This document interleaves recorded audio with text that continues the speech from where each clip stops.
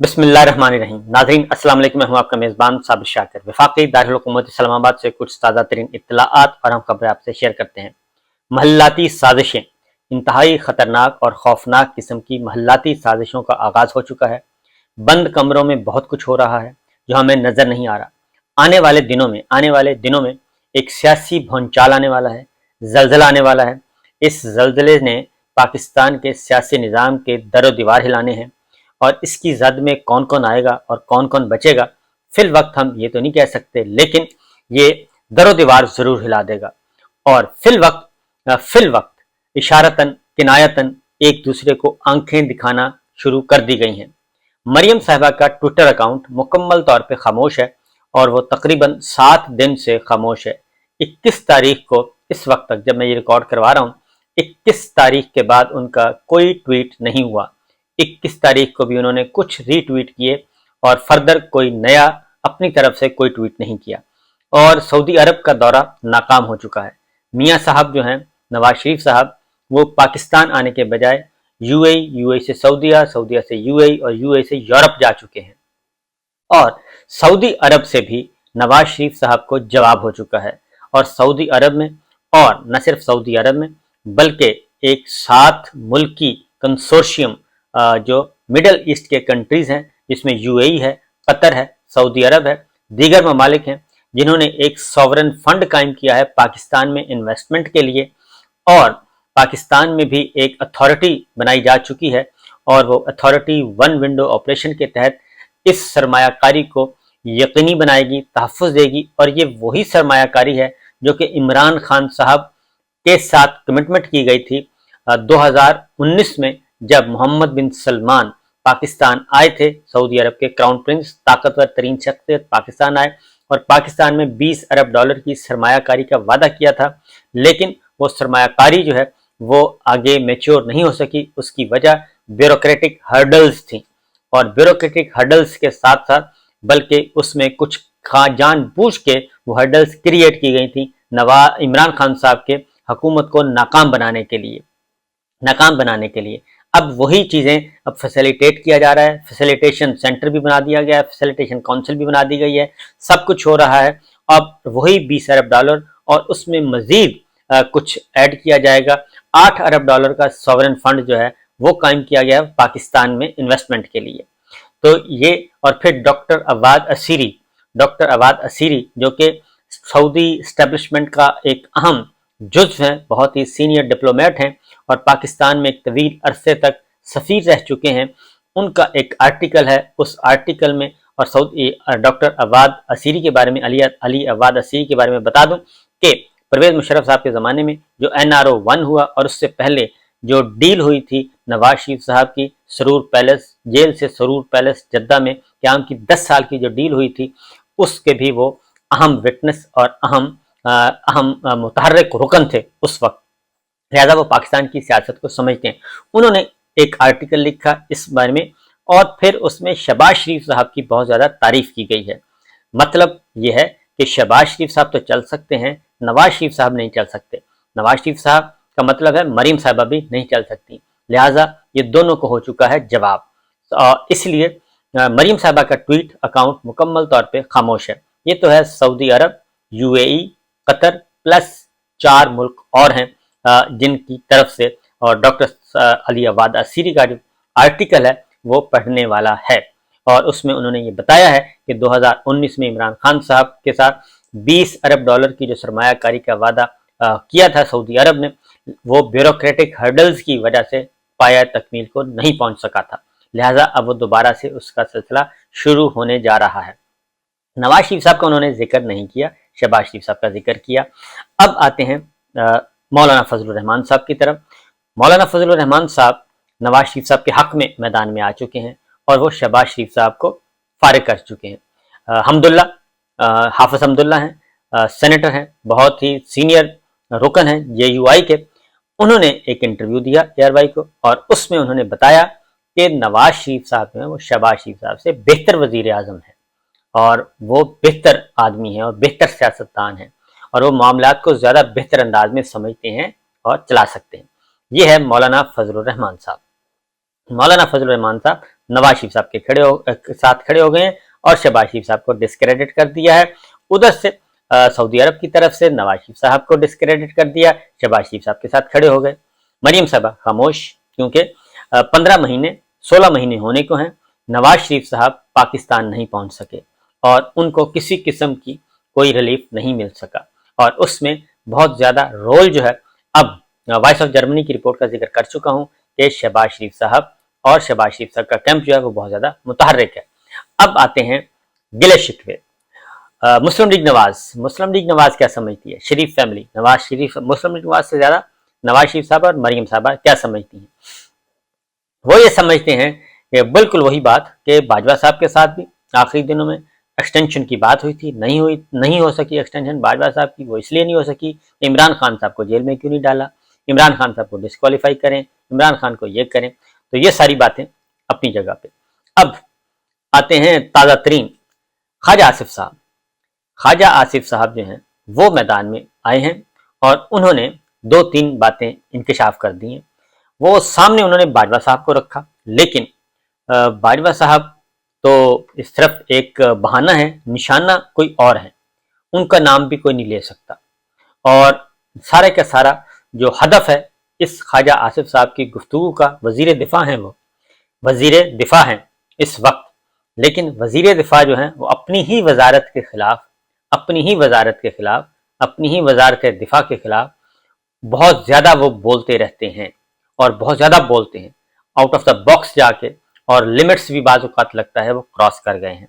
वो ख़वातीन के साथ भी बदतमीज़ी करते हैं, ख़वातीन के साथ भी वो श्री मज़ारी साहिबा के साथ भी कर चुके हैं और अब भी ख़वातीन के साथ कर चुके हैं, जो अरकान पार्लिमान हैं उनके साथ, लेकिन उनको कोई पूछने वाला नहीं है।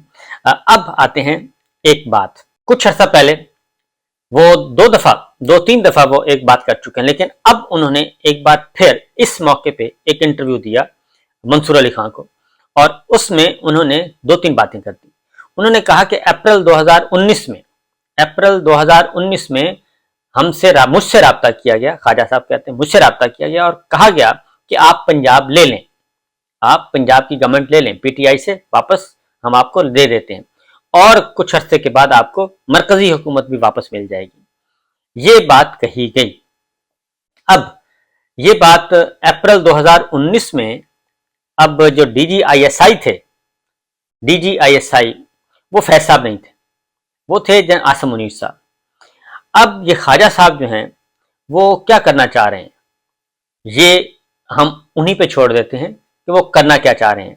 वो इस लड़ाई में किसको शामिल करना चाह रहे हैं और किसको निकालना चाह रहे हैं और इस लड़ाई को कहाँ तक फैलाना चाहते हैं। इमरान खान साहब पे इल्ज़ाम है, इमरान खान साहब पे एतराज़ है। इमरान खान साहब ने अब तक 3.5 साल वो वज़ीर आज़म रहे, 15 महीनों में 16 महीने पूरे होने के हैं, उनको बरतरफ किया गया। उनको पता है, उनको सारी साजिशों का पता है।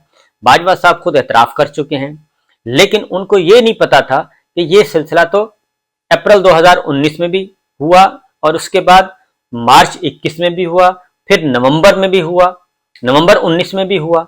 उनको ये नहीं पता था। ये सारी बातें ख्वाजा आसिफ साहब वजीर दिफा बता रहे हैं और ये बहुत क्लोज थे बाजवा साहब के।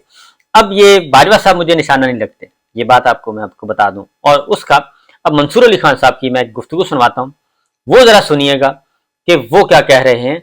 उसके बाद बहुत सारे सवालात का जवाब उसमें से मिलेगा। फिर मैं आपके को एक और बात बताऊंगा कि ये जो भोंचाल आने वाला है ये क्यों आने वाला है। और मरियम साहबा का ट्वीट खामोश, नवाज शरीफ साहब को आउट तो वो इलेक्शन तो वो जीत नहीं सकते, लेकिन वो ये कम से कम वो जरूर ये समझते थे कि उनको क्वालिफाई करवा दिया जाएगा, उनको रिलीफ मिलेगा, लेकिन ऐसा नहीं हुआ। और मुख्तलिफ मैं पीपल्स पार्टी, अब पीपल्स पार्टी जो है, पीपल्स पार्टी की बात भी आपको बता दूं कि शहबाज शरीफ साहब को शहबाज अंकल बिलावल को बहुत अच्छे लगते हैं, कहते हैं ये बहुत अच्छे हैं, डार अंकल भी बहुत अच्छे हैं। नवाज शरीफ साहब की जब बात की गई दुबई में, मोहतरमा मरियम साहिबा ने की, तो मरियम साहिबा ने कहा कि अंकल अबू को 3-4 दफ़ा हमने वज़ीर आज़म बनवाना है। तो जरदारी साहब ने कहा कि अभी तो वापस इनको खैर आफियत से लेके आना, ये बड़ा मसला है।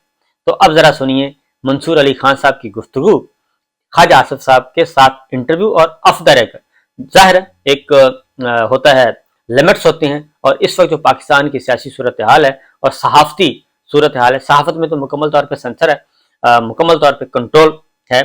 اب ذرا منصور علی خان کو سنیے، وہ باتوں باتوں میں بہت ساری باتیں بتا گئے ہیں۔ اور یہ ابھی تک میڈیا کے اوپر نہیں ہے۔ اوور آل آفر تو جس طرح آپ نے کہا وہ سیدھے ہوگا، بالکل میں اپنی بات کے اوپر میں قائم ہوں۔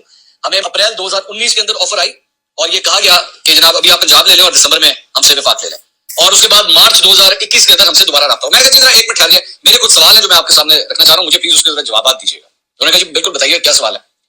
تو میں نے کہا جی جب اپریل 2019 کے اندر یعنی ابھی عمران خان صاحب کی حکومت کا پہلا سال چل رہا تھا، تو اس وقت تو میں نے جب چیک کیا، جو کہ میں آپ سے بھی کہہ رہا ہوں کہ مجھے بعد میں مجھے احساس ہوا کہ یہ تو سوال بنتا تھا وہاں پہ جو مجھ سے مس ہوا، تو اب مجھے ذرا اس کا جواب دیجیے کہ اگر آپ کو اس وقت آفر ہوئی تھی تو اس وقت جو ڈی جی آئی آئی تھے مارچ 2019 میں، تو وہ تو موجودہ آرمی چیف تھے، جنرل عاصم منیر وہ تھے اس وقت۔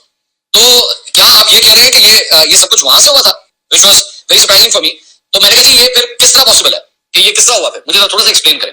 اب اس میں سے کچھ چیزیں میں آپ کو خود بتا رہا ہوں کہ میں ڈیلیبریٹلی میں اس کو اس لیے روک رہا ہوں کیونکہ انہوں نے مجھے کہا کہ یہ آف دا ریکارڈ ہے، سو اس لیے میں چند چیزیں میں آپ کو بالکل خود اناؤنس کر رہا ہوں کہ وہ چیز میں شیئر نہیں کر سکتا، کیونکہ میں چاہوں گا کہ اگر کل کو خالد صاحب خود اس کو شیئر کرنا چاہیں تو یہ ان کا پریروگیٹو ہے، کیونکہ ہی از اے وٹنس نا، وہ ایک اسٹوری کے بارے میں بات کریں، میرا نہیں بنتا کہ میں وہ نام لوں یا میں فردر ڈیٹیلز بتاؤں۔ تو جتنی ڈیٹیل میں آپ کو بتا سکتا ہوں وہ میں ضرور بتاؤں گا، وہ میں آپ کے ساتھ شیئر کر رہا ہوں۔ سب سے پہلے آ جائیں پہلی آفر کے اوپر۔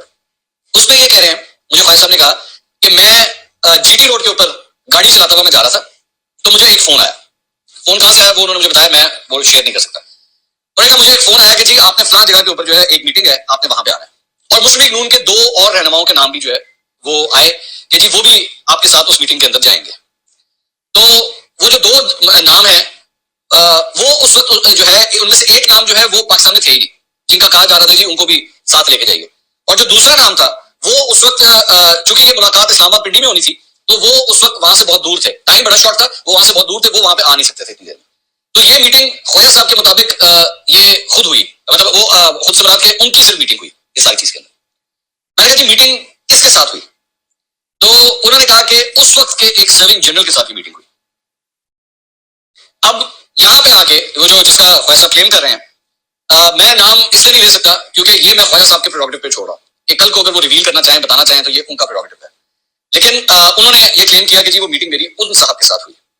اور ابھی تو فرینکلی اسپیکنگ اگر وہ نام کسی نے خواجہ صاحب نے لے دیا تو وہ اس سے بہت بڑا طوفان ہے، یہ بہت بڑا طوفان ہے، غور سے سنیے گا۔